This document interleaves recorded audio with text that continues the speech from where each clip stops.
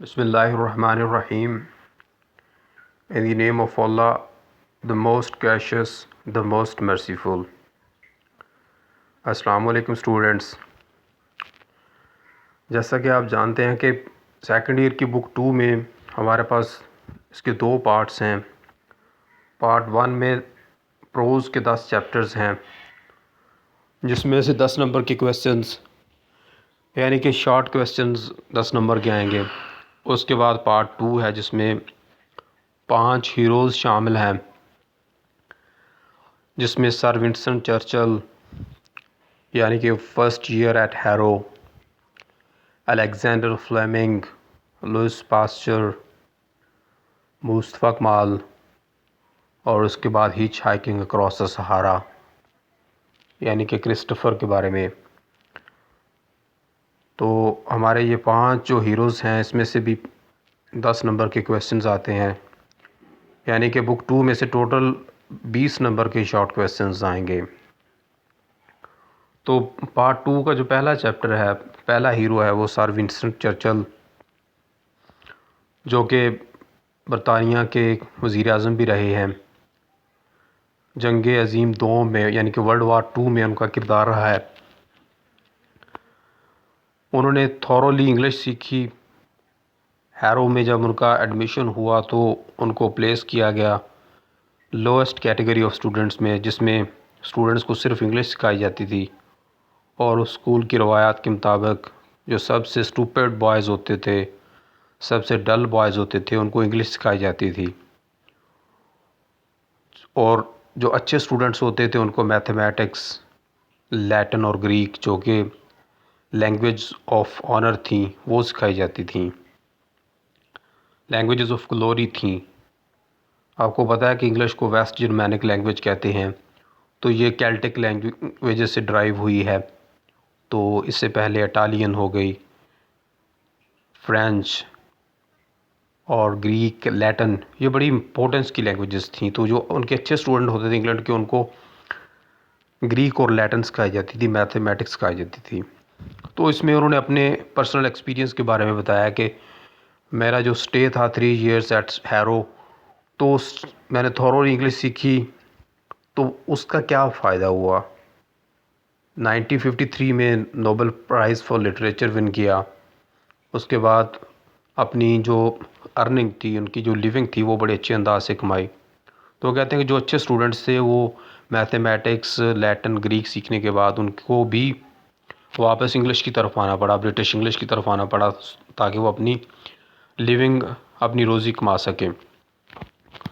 तो जहाँ तक हम बात करते हैं सर विंस्टन चर्चिल की, तो जो विंस्टन चर्चिल थे वो, as I have told you earlier, कि वो बरतानिया के वज़ीर आज़म रहे। नोबेल प्राइज़ जीता उन्होंने लिटरेचर के लिए 1953 में, और बहुत ही क्रिस्मेटिक, जो आप कह लें आप, बहुत ही फंटास्टिक उनके लीडर थे।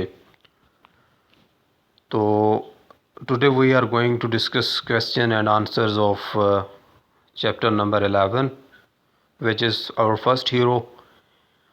So first question is, who is the writer of first year at Harrow? As we know that Sir Winston Churchill is the author of essay first year at Harrow. Winston जो है वो उनका surname है, उनका पूरा नाम है sir Winston Spencer Churchill. तो विंस्टन को डिक्शनरी जो है वो प्रोनाउंस करती है विंस्टन, विंस्टन, विंस्टन, तो किसी तरह से इसको प्रोनाउंस किया जा सकता है। तो सरनेम उनका, उनकी फैमिली का, एक टाउन का नाम भी विंस्टन है इंग्लैंड में। तो चर्चिल उनका नाम था, स्पेंसर चर्चिल उनका नाम था, विंस्टन उनका सरनेम था। तो he is the writer of the essay first year at Harrow. Question number 2 is, the writer says that the examiners ask the questions which students can't answer and not those which they can answer. Is the complaint just?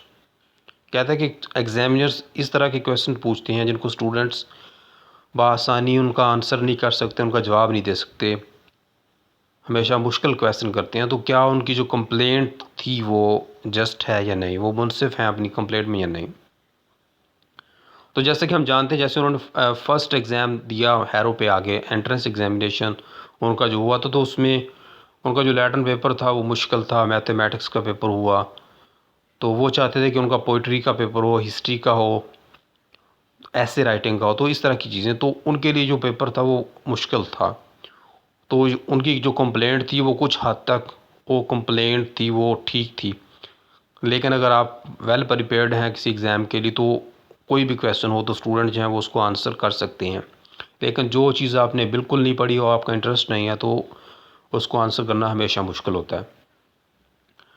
The answer is to some extent, कुछ हद तक, this complaint is true, ये जो उनकी शिकायत है ये ठीक भी है, but mostly does not happen, ये ज़्यादातर केसेस में ऐसा नहीं होता। It is the complaint of dull students, ये डल स्टूडेंट्स की, जो नकम्मे स्टूडेंट्स हैं उनकी कंप्लेंट है। The hard working students can answer any question asked in the examination, जो मेहनती स्टूडेंट हैं, ब्रिलियंट स्टूडेंट्स हैं, वो किसी भी क्वेश्चन को आंसर कर सकते हैं जो भी एग्जामिनेशन में पूछा जाएगा। Question number 3, what sort of questions are asked by your examiners, आपके एग्जामिनर्स जो हैं वो किस तरह के क्वेश्चन आपसे पूछते हैं। Here is a mistake of typing, what sort of questions are asked by your examiners, तो आपने इसको आर कर लेना है। Our examiners ask easy as well as difficult questions in the examinations, जैसे कि हम जानते हैं कि एग्जामिनर्स जो हैं वो एक मुश्किल क्वेश्चन के साथ एक आसान भी देते हैं, ताकि तमाम कैटेगरीज़ के स्टूडेंट्स जो हैं, वो ब्रिलियंट स्टूडेंट्स हैं, वो डल स्टूडेंट्स हैं, तो कुछ ना कुछ हद तक पेपर को अटैम्प्ट कर लें। तो एक मुश्किल क्वेश्चन के साथ एक जो है वो इजी क्वेश्चन भी दिया जाता है।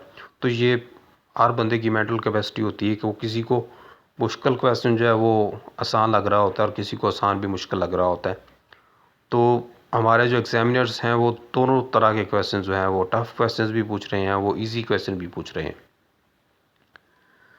They ask such questions which can distinguish a diligent student from an ordinary one, तो वो इस तरह के क्वेश्चन पूछते हैं कि जो एक ब्रिलियंट स्टूडेंट है, जो एक इंटेलिजेंट स्टूडेंट है, वो उसको सेपरेट कर दे, उसको डिस्टिंग्विश कर दे, जो ब्रिलियंट स्टूडेंट्स नहीं हैं, मामूली स्टूडेंट्स हैं, उनसे वो उनको डिफरेंट हो थोड़ा सा।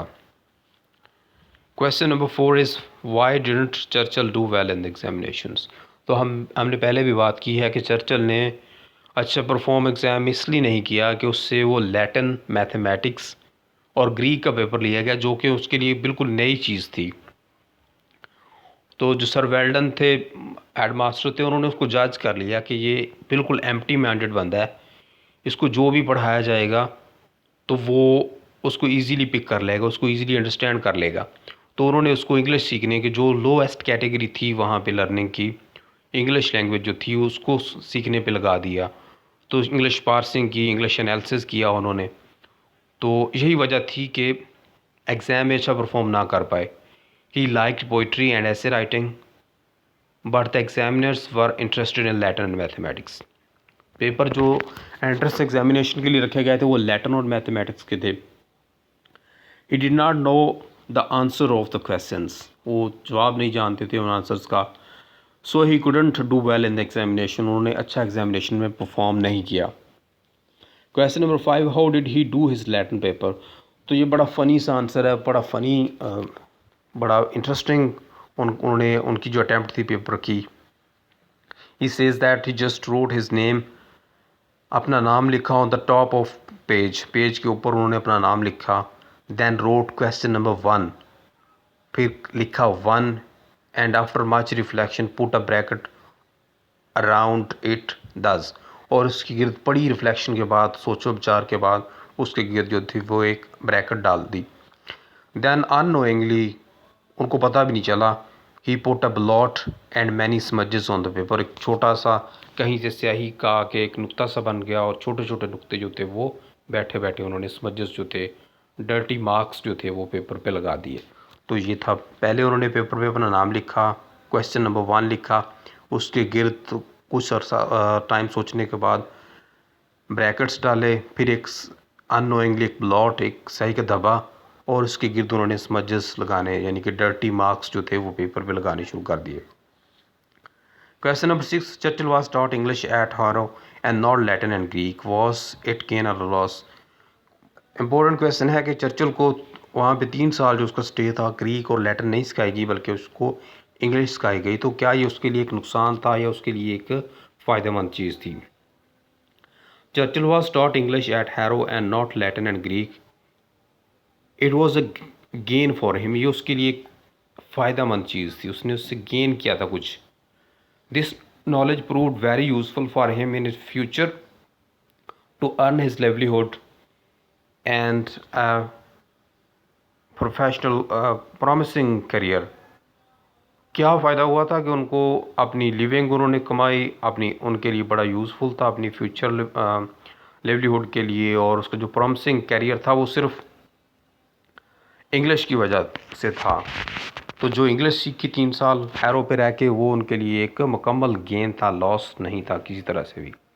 Question number 7, what good did his 3 years stay at harrow do him, क्या फ़ायदा हुआ जो उनका 3 साल का स्टे था। His 3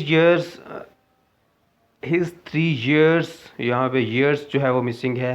stay at Harrow was very important for Churchill, typing mistake आ गई यहाँ पे एक और। His 3 years stay at Harrow was very important for Churchill, here he learned the basic rules of English.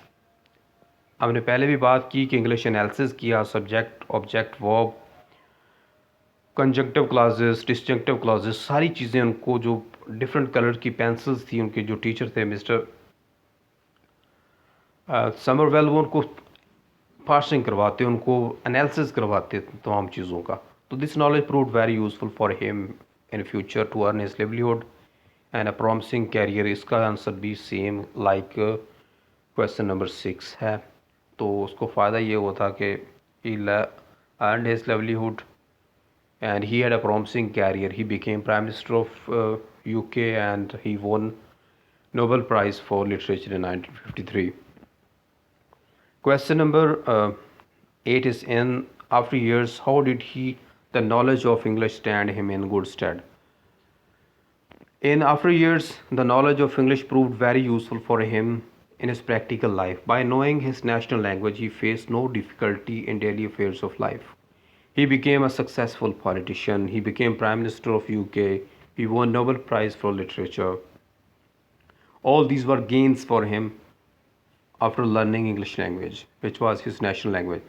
What happened to the boys who had learned Latin and Greek? उन लड़कों के साथ, ये एडिशनल क्वेश्चन है, उन boys के साथ क्या हुआ जिन्होंने लैटिन और ग्रीक सीखी थी। Those boys who had learned Latin and Greek and had won many prizes, they had to learn English again to earn their livelihood.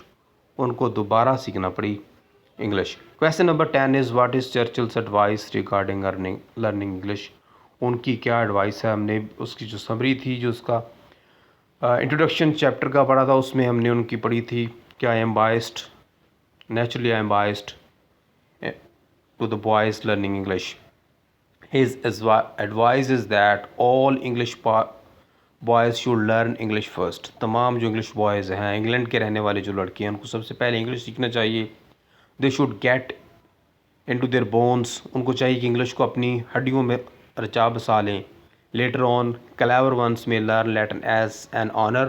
जो ज़हीन अपने आप को समझते हैं वो उसको ऑनर के तौर पे लैटिन को सीखें, and Greek as a treat, और ग्रीक को एक जो यूनानी ज़ुबान है उनको एक ट्रीट के तौर पे लें। तो ये हमें देखना चाहिए कि हमारी जो उर्दू नेशनल लैंग्वेज है, स्टूडेंट्स को चाहिए कि वो भी उसको अच्छी तरह से सीख लें। तो बहुत सारे प्रॉब्लम्स उर्दू में आ रहे हैं। तो जैसे सर विंस्टन चर्चिल ने इंग्लैंड का रेजिडेंट होते हुए इंग्लिश को सीखा, इस तरह हमें चाहिए कि हम पाकिस्तान हैं, हमारी नेशनल लैंग्वेज जो है वो उर्दू है, तो बॉयज़ को चाहिए, स्टूडेंट्स को चाहिए कि उसको भी सीखें, इंग्लिश को भी सीखें। अगर अच्छा प्रॉमिसिंग कैरियर चाहते हैं, अपनी ज़िंदगी में इजी अर्निंग चाहते हैं, इजी लिवलीहुड अर्न करना चाहते हैं, तो उनको चाहिए कि वो इंग्लिश को भी लाजमी सीखें, क्योंकि हमारा जो मीडियम ऑफ इंस्ट्रक्शन है, हमारे जो तमाम के तमाम जॉब्स के टेस्ट हो रहे हैं वो सारे के सारे इंग्लिश में हैं। तो उर्दू के साथ साथ हमें इंग्लिश भी सीखनी है, क्योंकि हमारी नेशनल लैंग्वेज के बाद आप इसको समझिए कि it is our second language. Second language वो लैंग्वेज होती है a language which can be practised outside classroom environment. ऐसी लैंग्वेज जिसको आप क्लासरूम एनवायरनमेंट से बाहर प्रैक्टिस ना कर सकें वो सेकंड लैंग्वेज कहलाती है। जैसे इंग्लिश जो है हम किसी सब्ज़ी वाले के पास जाएं, हम किसी फ्रूट सेलर के पास जाएं, किसी वेंडर के पास, किसी मैकेनिक के पास जाएं तो हम उससे इंग्लिश में बात नहीं कर सकते। तो एक ऐसी लैंग्वेज जिसको मेयरली सिर्फ ओनली हम इसको क्लासरूम एनवायरनमेंट में प्रैक्टिस करते हैं वो हमारी सेकंड लैंग्वेज कहलाती है। मदर टंग जो होती है, जो हम अपनी माँ से सीखते हैं, जो हम अपने पैदा होने के बाद अपने एनवायरनमेंट से सीखते हैं, वो हमारी एमटी होती है, यानी कि मदर टंग होती है, मदर लैंग्वेज होती है। उसके बाद हमारी जो फर्स्ट लैंग्वेज होती है which is called our national language, और उसके बाद जो सेकंड लैंग्वेज होती है उसको फॉरेन लैंग्वेज भी हम कह सकते हैं। तो ये हम क्लासरूम एनवायरनमेंट में प्रैक्टिस करते हैं। Next chapter will be discussed in next video इंशाल्लाह। अल्लाह हाफिज़।